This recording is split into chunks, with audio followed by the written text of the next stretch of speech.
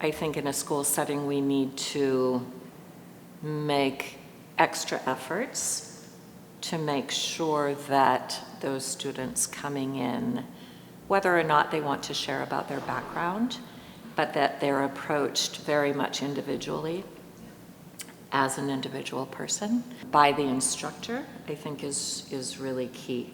And that doesn't just have to do with those who might be migrants or immigrants. It could be anybody who's coming in from a different context, right?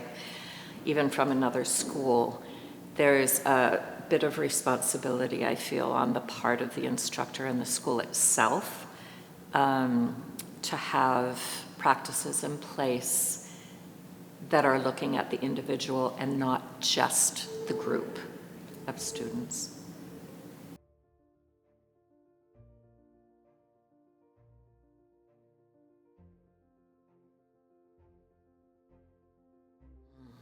I think in many different ways.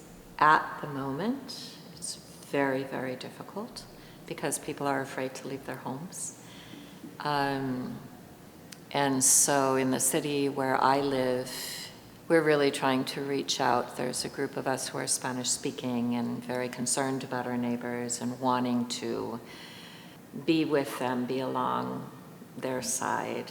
We can't necessarily stop what's happening, but we can be there with them. And so one of the strategies that, not just a strategy, but one of the ways that we're trying to get closer to people who are migrants is to come along with them at their family and community festivals. Those are really magical because it's such an important part of the culture. So coming to their spaces and wanting to share that time and learn what this means. Like, what does this event mean? What does this holiday mean? How is it celebrated? Rather than expecting migrants to come to our door, right? And show up in our spaces. It's also a very respectful way, I feel, to acknowledge and lift up something beyond the migration space. Right? This is who we are, this is our identity, this is what is important to us. And so it's an opportunity to lift that up.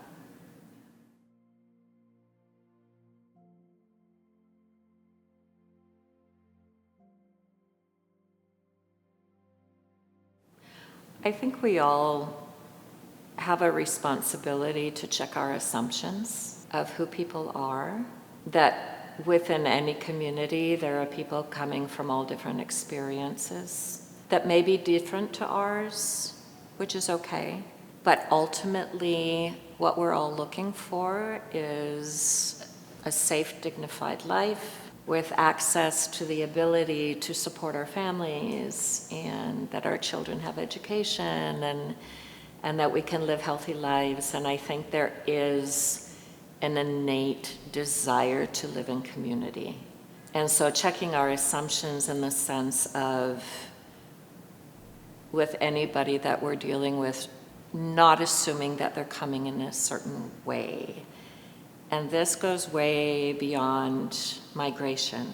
This is people who we assume don't think the same as we do politically, or they don't think the same we do in their faith, in their belief systems, in their worldviews, assuming that the way somebody looks dictates how they're going to act towards me.